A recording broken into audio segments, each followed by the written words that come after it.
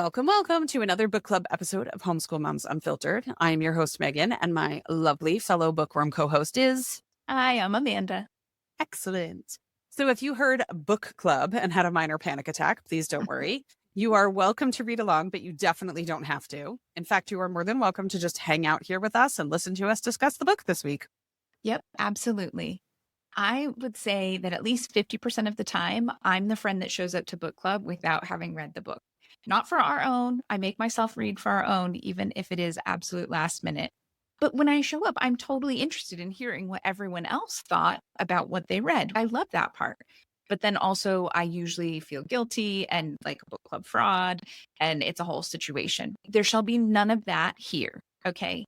If you're just randomly catching us for the first time, we also drop regular podcast episodes every Tuesday for progressive secular homeschoolers.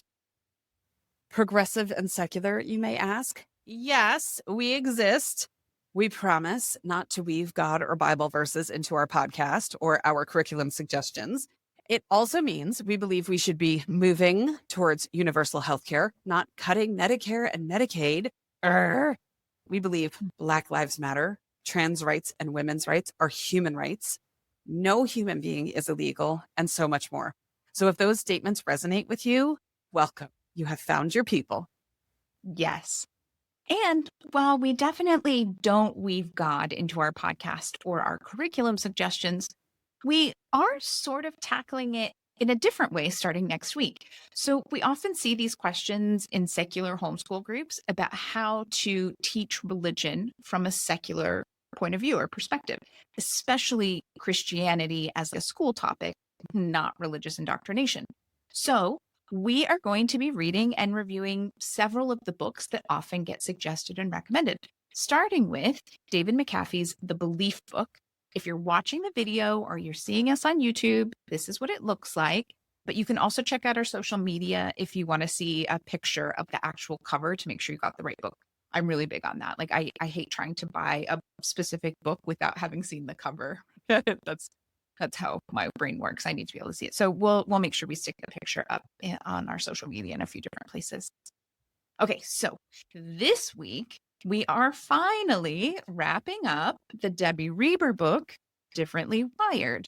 So we weren't like that book club in Austin where they've been working on the same book for 12 years, but it is definitely time that we wrap this particular book up like 3 months in or something. So the final two tilts 17 and 18. Here we go. Excellent. Okay, before we dive into the book, I would love to just kick off with a general, I'm sorry if I have some background noise today. We are in Miami sorting out our storage unit this week, and we're staying in a Marriott, and the Wi-Fi is horrendous. And so I am working at one of those public computer stations in the front lobby today. And right where they are, just next door, is the entrance to where all of the housekeeping staff go in and out and the maintenance staff. And so all of a sudden there will be like this explosion of people coming in or out or whatever. And so I shall do my best to mute and edit creatively after the fact and all of that. But if you do get a little background noise from me, I apologize. I'm doing my best. It's that whole thing that we talk about in our regular episodes about not presenting a perfect and polished image. I am totally in the lobby of a Marriott today. So here we go. Well, and the thing is like, it's such a first world problem.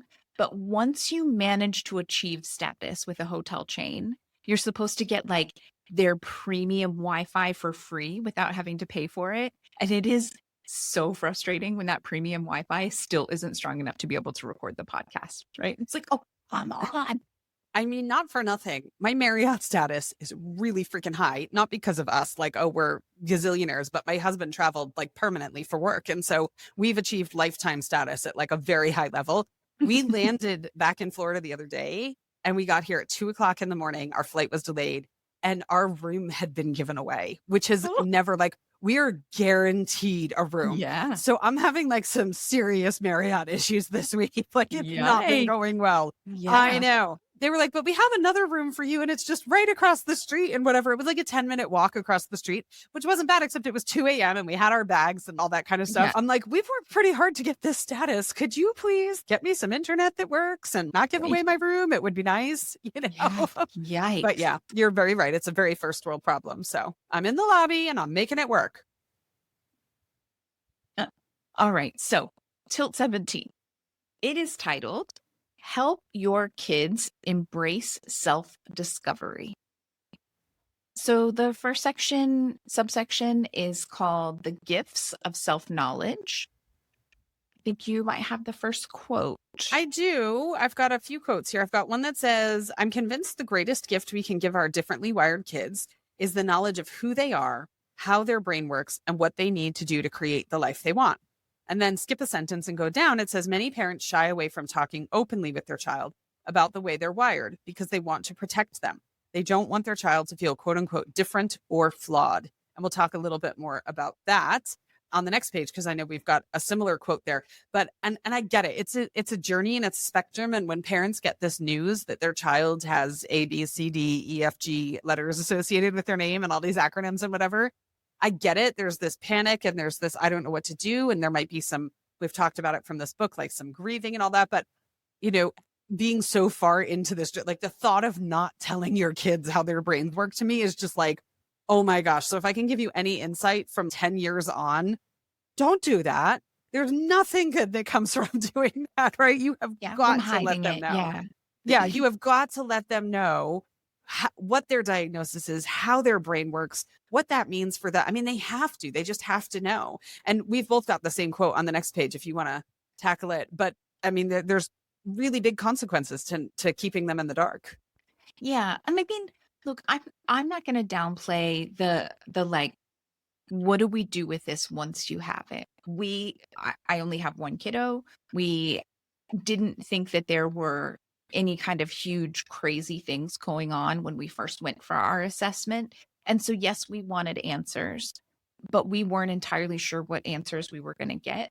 And because it was our first time and kiddo was a little older, like there were just a lot of pieces in this scenario where I wasn't ready to like immediately be like, hey, this is what Dr. Bonnie said, like trying to figure out what we were going to do with that. It took a little bit of time. It took time for me to have, like the first conversation with the person who did our evaluation. Like it was just me and my husband. And it took us a little bit of like really reading the report and getting our heads around what we were reading and what we were understanding, and a couple of conversations with our evaluator and all of those things before we were ready to have that conversation with our kiddo about what we found out and what that meant. Like, I'm not going to sit here and tell you like, oh, it doesn't matter. Like, as soon, right away. And, like, it's understandable if you need some time to process it and figure out what the hell you're going to do with this alphabet soup yourself as the adult in the room. But yeah, like ultimately you really do need to work to get to a place where you can share it with your kiddo in a pretty timely manner, because as page 246 says, quote, yet most of the time, these kids know something is up. They just don't know exactly what. And so they develop their own theories for why they're always getting in trouble or bombing in math or not connecting with other kids their age. Like, kids are smart. We don't give them nearly enough credit the vast majority of the time. They know when things are wonky, they know when something's up, and they will create a story to fill in the gaps. And the vast, vast majority of the time, the truth is so much better, right? Like, and there's nothing wrong with having a diagnosis. There is never anything wrong with having a diagnosis. It just gives you the knowledge you need to handle it in the most effective way you can. Yeah, I mean, it says in that same paragraph that you were just reading from, without context or information, they might conclude that they're defective or broken, disappointing their parents, and or aren't as smart as everyone else. So they're forming opinions based upon their life experience, and defective and broken is a way worse label to assign yourself than autistic or ADHD. Way worse, right? Especially if you can then color in the lines of what that ADHD diagnosis means or what being autistic means. And you're like, oh, this is not defective or broken. This is different. And I've got this. This is where I shine. This is where I need a little support. This is who I am. I mean, it's huge. Yeah, for sure. Yeah. I think I have the next note here at the end of that section, which for me is page 246 in Kindle Land. She's talking about her own experience. And she says, years later, when we got the more formal diagnoses, we sat him down, meaning her kiddo, and told him what we'd learned. His immediate thought when he found out was, yeah, that makes sense. And his immediate emotion, relief. He wasn't broken or bad or screwing up. He was wired differently. And then it says in parentheses, actually wired better in his opinion. I definitely have a kiddo that would associate with that, I think, in some ways as well. But it's interesting because I had seen a thing online one time about one of the side effects, quote unquote, of ADHD medication being rage, and not that being like an actual pharmaceutical side effect, but the rage coming from the fact that you're like, I have raw dogged this my entire life. And no one told me that this was available to me and that my life could look like this or could feel like this. And that there's this rageful component of like, I've been robbed of the time that no one offered me this, where I didn't have these tools at my disposal. And so I kind of thought of that when I read this here, because I thought, yeah, that's a pretty powerful statement to be thinking, like, I'm pretty pissed off that I didn't have this when I was going through school or whatever the case might be. Yeah. And I think parents who deny their kids medication for no reason other than like well, we're not going to medicate our kid. They're not, they're just not thinking from that regard. And it's so unfortunate. There's no guarantee that medication is going to work or that it's going to be helpful at all. The reality is it's one of those things you don't know unless you try it. And you should absolutely engage your kiddo in making those decisions and allowing them to be a part of that decision-making process, right? Absolutely. Mm-hmm. Kind of like the kids that are adults now talking about how they had to go get all of the children's vaccinations because their parents refused to vaccinate them. And like, yeah. Just, yeah. Okay. So the next section is called Why Getting Kids Invested Matters. And so I just pulled out the kind of first quote from the very first chapter on page 247. She says, the adage, knowledge is power, couldn't be truer than it is for our kids. Because the kind of knowledge we're talking about here, it has the capacity to empower our kids to not only feel good about their differences, but fully own and embrace every aspect of who they are. And for me, it was just that thing. We say knowledge is power all of the time in our regular podcast episodes, right? And this is the reason why. This is the reason why. Yeah. I mean, 100%. It's like a non-negotiable. They have to know, right? They have to know. And there was a thing the other day in one of the Facebook groups that I'm in. I don't remember which one, to tell you if you were in it or not, but it was some person who was like, where can I get an assessment for autism and ADHD that won't cost an arm and a leg? And, there were people who were like, try this, try that, try whatever. And I was like, I felt like a jerk to chime in, but I was like, no, it does cost an arm and a leg. And I know that sucks. And that's not the way society should work. But I'm like, if you go through the school system, they have a financial benefit to telling you that your kid is fine. If you go to the county department or whatever, like the health screening, they have different names in every state we've lived in, but it's always like early start or, one of those kinds of things. 5, yeah. Yeah, all that kind of stuff, right? And I'm like, it's like the fast food version of testing because it's just like run of the mill, get them in, get them out, super high level, super cursory. The same thing at most pediatricians too, right? They do that initial screener for ADHD and they're like, yep, they have ADHD. You want a prescription? Yes, no, whatever. And that's not enough. It's just not. And it sucks because we both know it's freaking expensive and it's beyond expensive, hard to also get as far as just finding a provider who doesn't have a wait list that's 2 years long and all that. We know it's hard, but unfortunately that's what it is. That's how it works here. I mean, at least for now, right? This could absolutely change, but at least for now, if you're looking at autism and ADHD, there's a very good chance you can get your insurance to cover that. But start now because the providers that will take insurance, they've got 18-month wait lists. So you want to get on the wait list. But it's going to take hours. It might very well take hours over multiple days. My experience was that full assessment and evaluation is like huge if you're homeschooling, especially. We got such good information, such helpful information, real specific things to do and not to do, and then general ideas. Like, it's stupidly expensive, but I think especially if you're homeschooling, if there's any way you can save up for it and make it work, or work through your insurance and with your pediatrician to get the correct referrals to be able to get insurance to mostly cover it, it's so valuable to have a really, really good, solid evaluation. Mm-hmm. Absolutely. Yeah. All right. I think I have the next note. It's in the section called Nurture a Culture of Openness and Honesty. And she talks about rating yourself on a scale of 1 to 10 about how open and honest you are with your kids. So it's like, do you avoid talking about current events in age appropriate ways to quote unquote protect your child? Do you minimize or downplay things that are difficult? But then there's one that says, do you bend the truth or avoid challenges and disappointment? And I'm like, yeah, you know what, Debbie Reber? I fucking do. I do.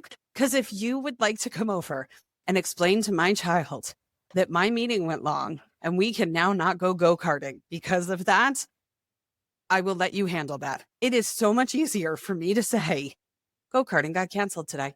I mean, all sorts of things have been canceled in our world. Disney World's been closed sometimes. I mean, you name it. Things have been closed. Things have been canceled. I mean, listen, there's just only so much energy I have in a day. There's only so many spoons I have. And like, sometimes I meet the challenge head on, and other times go-karting was canceled. Like, I can't. We're talking ideal world situation here. The reality is sometimes you need to just get from point A to point B as quickly as possible and with as minimal catastrophic damage as possible. And if you have a deeply feeling, highly emotional, highly sensitive kid, sometimes in my world, that's how it works. So don't feel bad if you're doing the same thing. I don't feel bad. There you go. Sometimes you need to bend the truth. Totally done. Only with one kid, but it's the kiddo that needs it most, you know? And then I think I have the next note as well in that same section on 249, which talks about don't shy away from difficult conversations.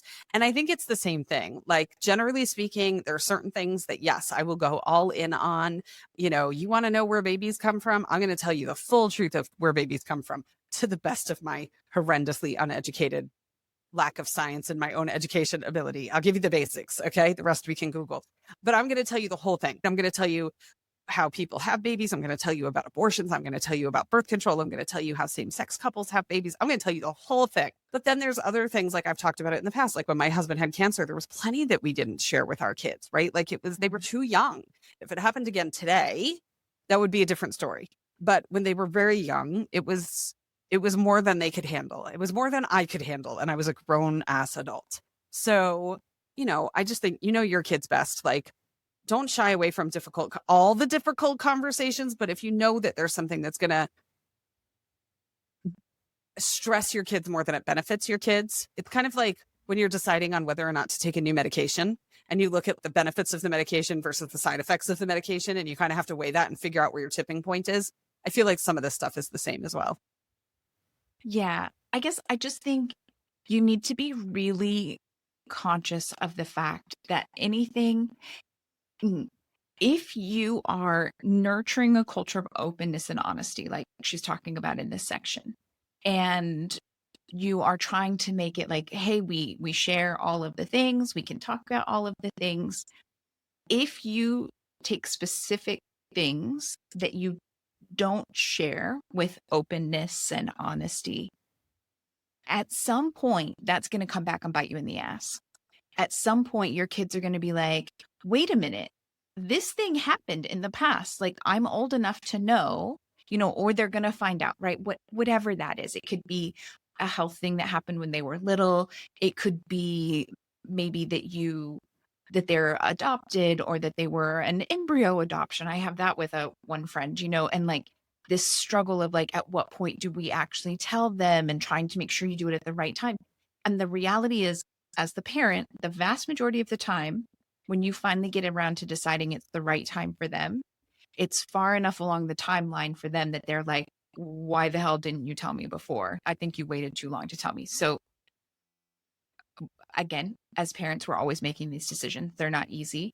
and you're going to do the best that you can, but just be prepared for there to be some pushback if you have developed this culture of openness and then you're not completely open about something. Your kids are going to call you on it, as they should, right? As they should, but they're going to call you on it, and you're going to have to be like, well, we did the best we could with what we knew, and maybe someday you'll be in the same position. Good luck. No, I totally agree with what you're saying. It had come back to bite me in the ass on two fronts. So one of my kids was like, we can't believe you didn't tell us when dad was, and I was like, yeah, you were 5. You don't get to make that choice. Right. Like, and I literally was just like, sorry, we include you in things. You have so much autonomy over your lives. That was one where I got to like pull the mom card and decide what was best for you at that time. And that's what I did, So that was one. And then I will say, I don't know who listens without earbuds. So I'm just going to say like earmuffs. If anybody is listening and there's little ears, like I'm giving you a nice chunk of time here to pause before I say my next statement, because if you have little ears around, I don't want to get blamed for any of this. Here it comes.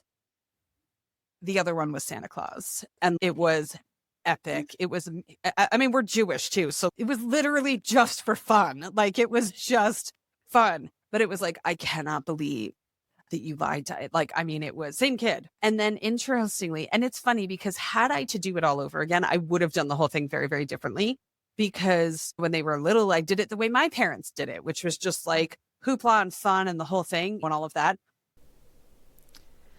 Hello, everyone. Pardon the interjection here. This is Meagan.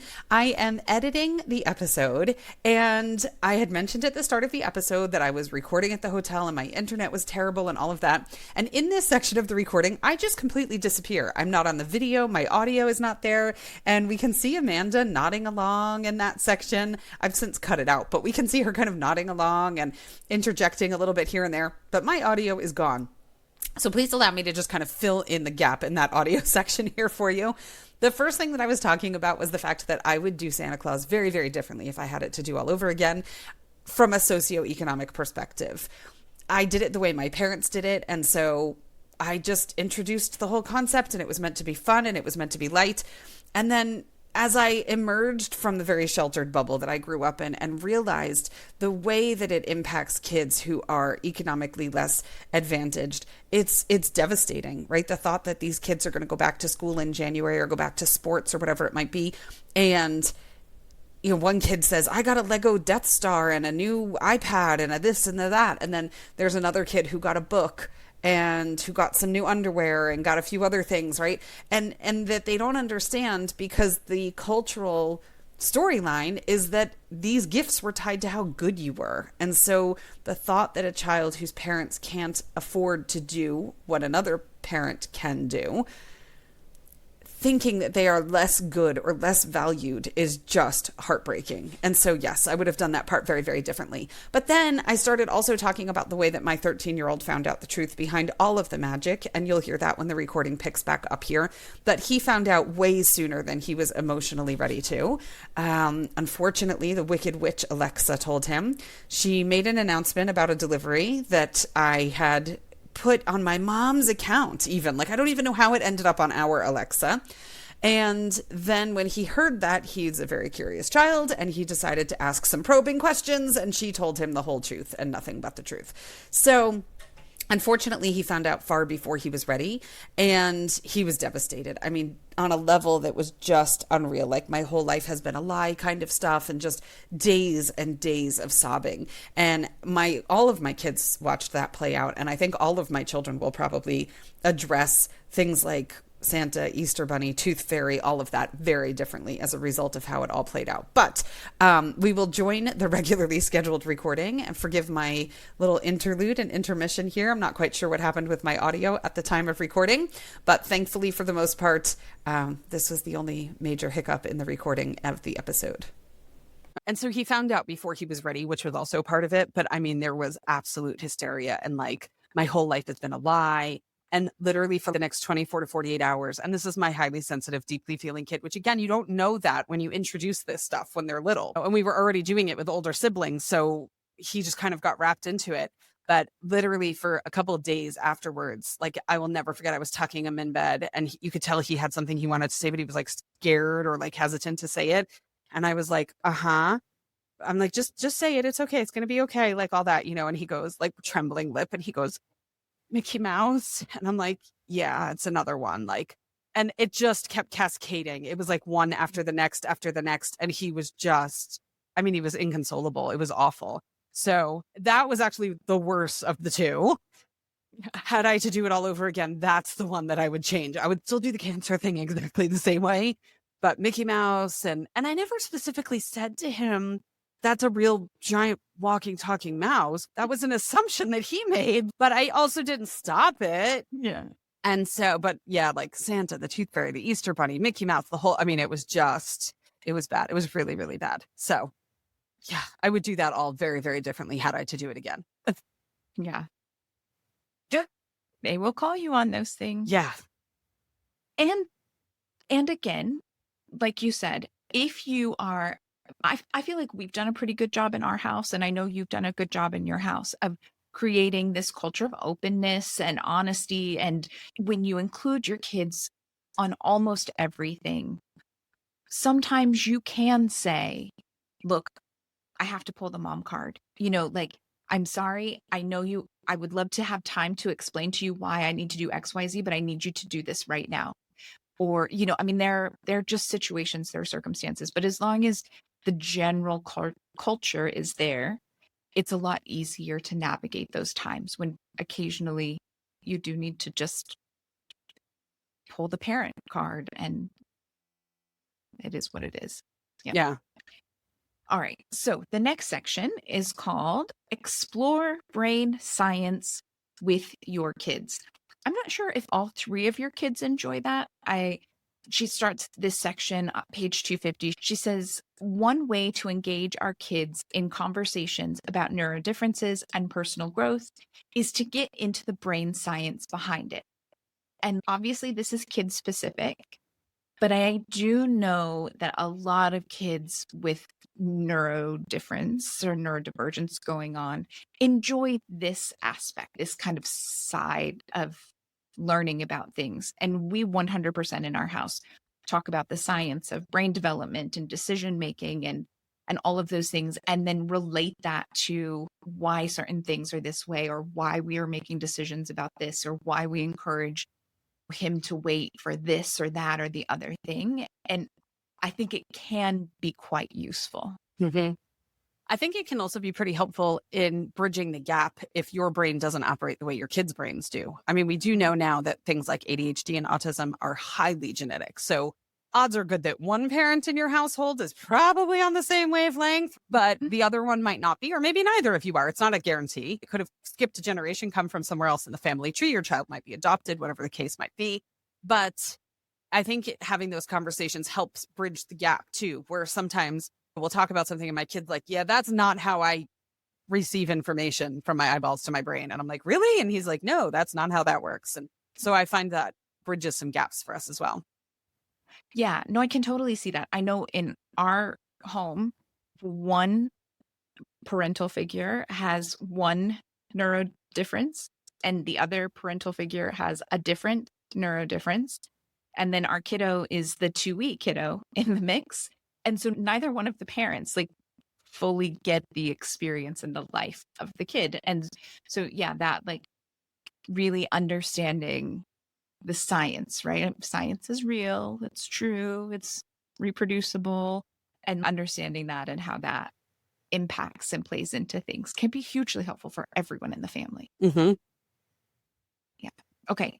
So the next section is called Use Language That Supports, Not Shames. Yeah. I got nothing in this one, but I think you do. I mean, generally speaking, it was all just using very positive kid friendly language. But I did like this one just as a reminder. I don't think it's a super brand new topic, but it can be super challenging when you're caught up in the moment and tensions rising and tempers are going and everybody's getting dysregulated. It can be really easy to try to fix things in that moment or to rationalize why things are happening in that moment. And just a kind of a blanket reminder that bringing up challenges and difficult moments, she says, wait until the storm has blown over and then look for opportunities to debrief in a calm environment. And yes, that is 100% just a great reminder, I think.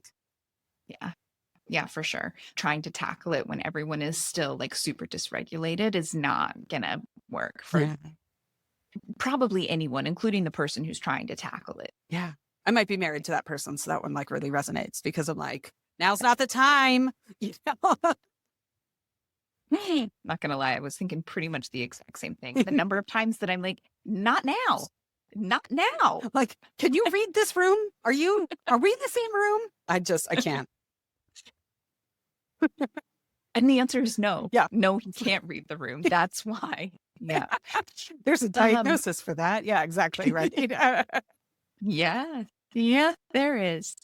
Okay. So remember, the next section is called Remember that Everything is an Opportunity for Growth. You know, this one for me was a little like, well, yeah, I mean, I generally believe that for the most part, like just as a general way of life. But I did think that she had a couple good, like kind of food for thought things that, like, if this is not the way you approach life, these might be good examples for you. So she says, here's what that might sound like in a variety of situations. I noticed you turned off your computer without any yelling today. How did you do that? What do you think is different about today compared with yesterday? Or have you noticed that getting out the door for school at the end of the week is much harder than at the beginning of the week? Do you have any ideas about why that might be? Or it seems like when you're listening to soft classical music, you're better able to focus on your homework. Or insane EDM music, apparently, Meagan's house. Have you noticed a connection? And then she's got a few others, but just that idea of when you notice something as the grown-up, not saying, well, I've noticed when you do this, this is what happens. And so we need to, like, this is one of those excellent examples of modeling for your kids and kind of walking them to finding the conclusion themselves. It's a great skill to develop. You can scaffold it now as a kid, and then they'll be better at it when they're the grown up in the room. Mm-hmm. And I just kind of highlighted a synopsis of what you just said, basically, which is a little further down on that page. And it says the key is looking for opportunities to help your child make connections between their thoughts, feelings, and action by regularly asking questions in a non-judgmental way. And I did just note on the one about school, like it's easier at the beginning of the week than at the end of the week. And it says, do you have any ideas about why that might be? And so I will just say, if you have my oldest child, that question would not work because the answer would be no. So it needs to be an open question. And then we might get somewhere, right? But I would just be cautious about using yes or no's if you have a pretty closed, really turtle shelled of a human that you're raising, because I have one of those. Yeah, I could totally see that. Yeah. So like, do you notice? No. No. What do you notice is the difference. You can't just say no. Yeah, exactly. I mean, you can, but it's a little weird and awkward. Mm-hmm. Yeah. All right. So the next section is called Make Self-Discovery a Priority for You Too. This is the last section in this tilt. And for me, I was like, this is just another one of those things. We just talked about it in our regular episode this week on Tuesday. What is the culture in your home? Kids model the bad, whether you stub your toe and curse, and the good, the way that you treat your friends, the way that you take care of yourself. And so just this thing of like, she has a lot to say in here. She's got her ideas and stuff. But I think the bottom line is, if you are doing it for yourself, if you're making this part of the culture in your home, your kids are much more likely to do it for themselves, or to at least grow up doing it for themselves. They might not be great at it as a kid. Like, they're much better at modeling and mimicking the bad things than the good things when they're younger. But they'll get there if it's just part of how you do life. Yeah, absolutely. Right. And so then we wrap up this tilt with a start now box. Like always, she says, introduce your child to Carol Dweck's theory of mindset and work together with them to identify where they land on the map of growth mindset versus fixed mindset. We didn't really talk about that. She does cover that a little bit more in this tilt and talking about the idea of growth mindset. I don't think anyone is going to be surprised to know that she's pro growth mindset. And so, yeah, it's good. I think learning about growth mindset and being aware of that is a good thing. So take it and run with it. Okay. All right. Now, before we get into the next tilt, just quickly want to remind you that we have a Patreon and it is getting much more active. There's a lot more going on over there. So you should totally come check us out. You'll have a hard time finding it. It's called Homeschool Moms Unfiltered. I know we're so clever and creative with these names. So yeah, it's not just for moms. It's for anyone who wants to come and hang out with us. We just happen to be two moms and it's our podcast. So we named it after ourselves. We get a strange amount of pushback on that. I wonder how many people tell Stark Raving Dad that he can't have Stark Raving Dad in his title when people are like, but you have moms, you're just for moms, you're not inclusive. Like, well, actually, anyway. Good point. Yeah. I mean, that I feel like that's kind of one of those like patriarchy's winning there, people. Let's be careful. So yeah, come join us on Patreon. We have communities. We have a free option where you can just kind of be in the know about some stuff that's going on. I am working to start doing like a monthly newsletter for the freed folks that are over there. Well, everyone will get it, but if you're a free member, you will also get it.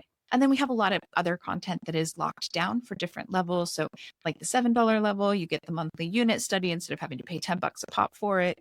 And then there's like a $12 level and a $20 level, and they have different things, but they include live things and chat groups and just all kinds of stuff. So come check us out, give us a follow, and then you can decide once you've given us a follow what you want to do. And they send out random promos. Like I know just this morning, so I have the owner account, and then I also have a free member account so that I can see when we're testing things out and we know whether or not we've messed up on the things we're trying to send out. And on my free member account, just this morning, I got an email from them saying that if I wanted to sign up, I could get 60% off my first month. And I was like, oh, that's a nice promo. So yeah, definitely come join us. Check it out. We'd love to have you over there. Nice. I love a good discount and coupon code. Okay, so that brings us to our last tilt of Debbie Reber's Differently Wired book, The End of an Era. All right, so tilt 18 is called If It Doesn't Exist, Create It. So I literally, in the Kindle, you can highlight text and then add little notations to it. And I literally highlighted, if it doesn't exist, create it. And just made a note that was like, sure, I'll get to that in my spare time, Debbie. Thanks so much. But the reality is, it's true. I've totally created social groups that my kids have needed. I've created a whole bunch of stuff. When my kids have needed it, I've created it. But gosh, it takes a lot of work and effort when it doesn't exist, right? Like nobody's denying the fact that it's like, oh yeah, just start a co-op because there isn't one that's inclusive in your area. Okay, yeah, it's a lot of work. So I totally get it. But I just thought the title was I was feeling snarky when I read the title and I was like, I'll get right on that. Sure. I love it. Well, for me, for this whole chapter, I'm like, if you listen to us regularly, this is going to be shocking. I have like all of 3 notes for this entire tilt because this tilt just didn't really resonate all that much for me. But also she says that this tilt is basically kind of like wrapping up all of the previous tilts. So maybe that's why for me, I feel like we covered each tilt so thoroughly that this one is like a bit of a just synopsis repeat. I'm not entirely sure, but I won't have as much to say. That's a lie. I always have plenty to say, but I don't have as many quotes and book notes. All right. Okay. And then I cracked up when I saw you write that note because I have so many highlights in this chapter. Because for me, it felt like, so I've never been in an MLM, but I've watched like docuseries about them and stuff like that. And then there was even that one, what's the one? Okay, so there's 2 things on Netflix. One is an Emily Blunt movie that's just like a 2-hour movie where she's a drug rep. But then there's the other one about the OxyContin that's based upon that whole family. And it's like a 5 or 6 part series. And in that, they have these big, like, rah-rah meetings for OxyContin sales where they have, like, dancing OxyContin pills and stuff like that. And it's so sick. And it's based on true stuff. Like, it's so sick, right? It's all based upon, like, how corrupt the Sackler family was and stuff like that. And they would have these huge rallies where they would come together with these cheerleaders in OxyContin uniforms. And they'd be like, Oxy, and the crowd would yell, Contin, right? And it was like these things. So to me, this chapter felt like like the end of an MLM conference when they bring out like a Casey and the Sunshine cover band, and there's this huge like rah rah, you can take on the world and you're all going to make millions of dollars, right? And everybody, even though it's not logical, gets like sucked into the energy and the vibe in the room. That's what this chapter was for me, because I was like, yes, I like it, right? It was just kind of like that thing. So, and as the MLM lady in the twosome here, I have intimate experience with getting sucked in at the very end of the conference and how exhilarating it is. I just did not experience that with this chapter, but I understand. Yeah, that's totally what it reminded me of. I liked it. When I watched that one about the LuLaRoe leggings and the people would be like, so I liked it. It's like in the first section here called Bring in Choice. You've got a note. You want to do your note before, or you want me to do my note first? What makes more sense? My note is basically to read the whole section because I really liked this. Okay, I'll do my note first then. So the first section here is called Being in Choice. Oh, thank you. I said that wrong. Oh, you're fine. It totally cracked me up because we had a marriage counselor who was always talking about being in relationship and whether or not you were choosing to be in relationship with your partner or something else. And it was one of those, like, it was an interesting idea the first couple times she introduced it. And then like, as the sessions progressed, it would be like, so honey, are you being in relationship right now? Do you feel like you're in relationship or not? So yeah, being in choice was probably not the right wording for me. It did not give you the MLM rah-rahs. So there's a bit here in that section where she talks about interviewing this guy, Zachary Morris, et cetera, et cetera. And he said, I would say there's never anything we have to do. We always have choice. We might base those choices on certain perceived repercussions in relation to what our needs and intentions are. And so we get directed by our experience and what we are trying to manifest for ourselves. We're talking about manifesting. I was highlighting this. And for our children. But ultimately, we always get to choose. So I would encourage parents to really question the quote unquote have to mindset that we can so easily slip into. Parents are the best advocates for their children. We can stand up to the existing structures if they're not working for us and figure out other options. And at the end of that section, Debbie Reber says, on rough days, I still question what I'm doing, what our non-traditional education and life choices will look like down the road. And that's when I draw upon the work of author and thought leader Simon Sinek, who in his book, Start With Why, explains the benefits of focusing on the why before getting caught up in the how and the what. And we've talked about this so many times with understanding the why for your homeschooling. Although his message is geared towards leaders, I found that the same idea applies to every aspect of life. When we home in on our personal why for doing anything, including why we're making the bold choices and creating what our atypical child needs, the how and what become not only easier, but doable. Instead of feeling trapped and powerless, we can embrace a mindset of freedom and the belief that anything is possible. It's MLM-y, isn't it? It's like very rah-rah, OxyContin. Okay, we're good. Yeah. I'm going to back up to the beginning of that quote and say it did not help. Okay, so I completely procrastinated on getting things ready for recording today. And I was in bed this morning. Literally, I was still in bed like 22 minutes before we were supposed to start recording. But when I woke up this morning, I was very lazy and the kiddo came and crawled into bed with hubby and I, and we had our morning snuggle and a talk. We usually start the weekends with like a talk, like, what would you like to do this weekend? What do you need to do this weekend? And then we kind of coordinate our schedules and make sure we all get it done. And the kiddo said, what would you like to do this weekend? How would you like today to go? And I said, man, today I would love to have a really lazy morning, have breakfast in bed, and then get up and get around, go down to the outlet mall to pick up those things that we need, then maybe swing by the grocery store to get the rest of the groceries I need for cooking this weekend, and like just, get things done, but at like a nice, really chill rate. And he was like, okay, that sounds good.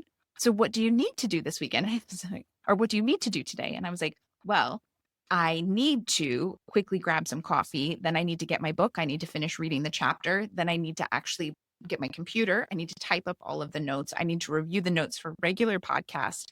And then I got to actually like get up, put clothes on, take care of my hair, put some makeup on, and actually be recording by 11. And he was like, okay, then.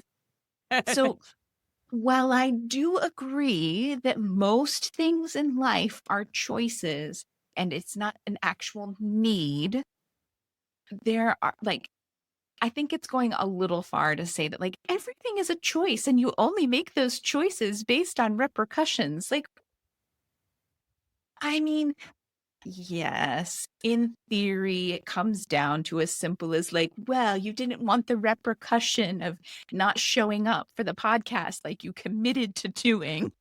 But like, nah, you committed to it. It's a need. Show the hell up. All right. So then we've got a section called Get Inspired.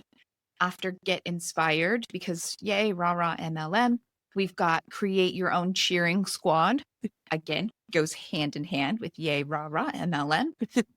Then remember that you are more powerful than you know.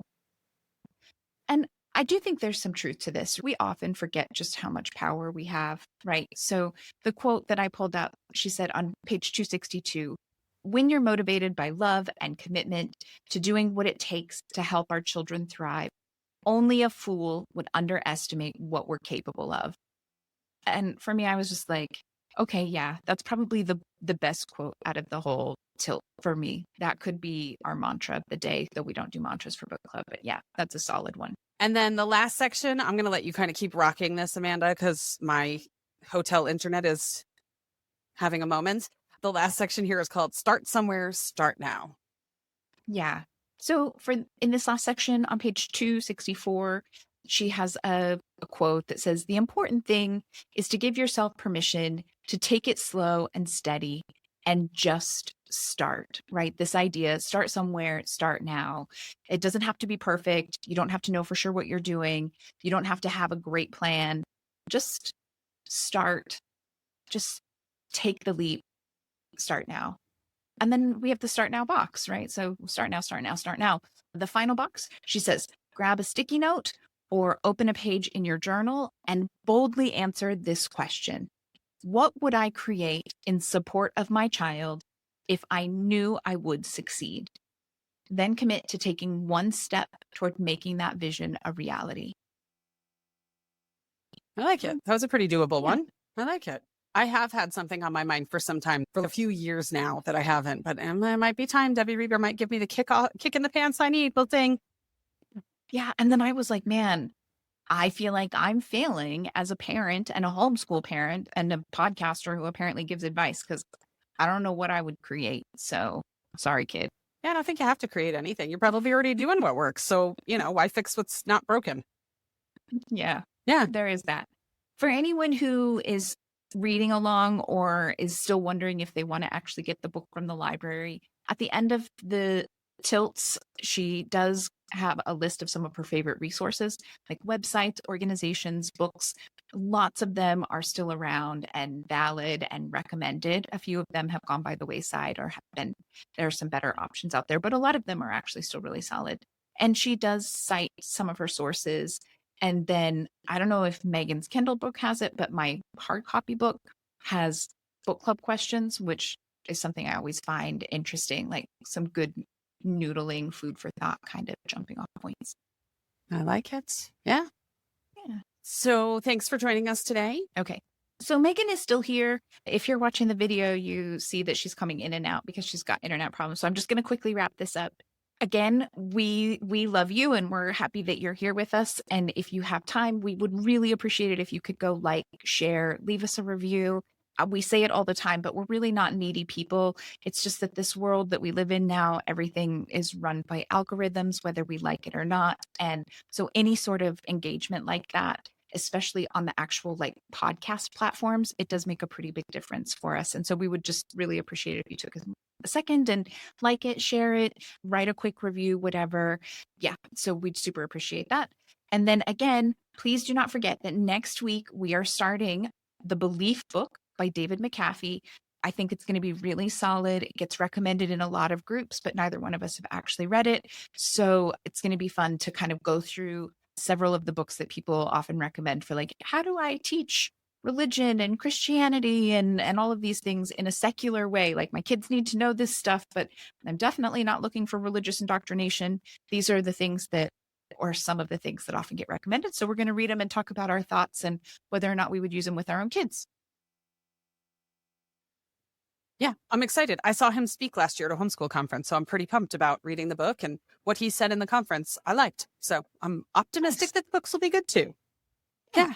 Great. So awesome. Well, apologies for my technical issues today. I popped in and out like mad at the end, but hopefully by the end of this, we'll have a solid recording. We'll see what happens. And we will catch you all next week with some brand new content. It's going to be super exciting. Yeah. All right. In the meantime, happy homeschooling. Have a great day.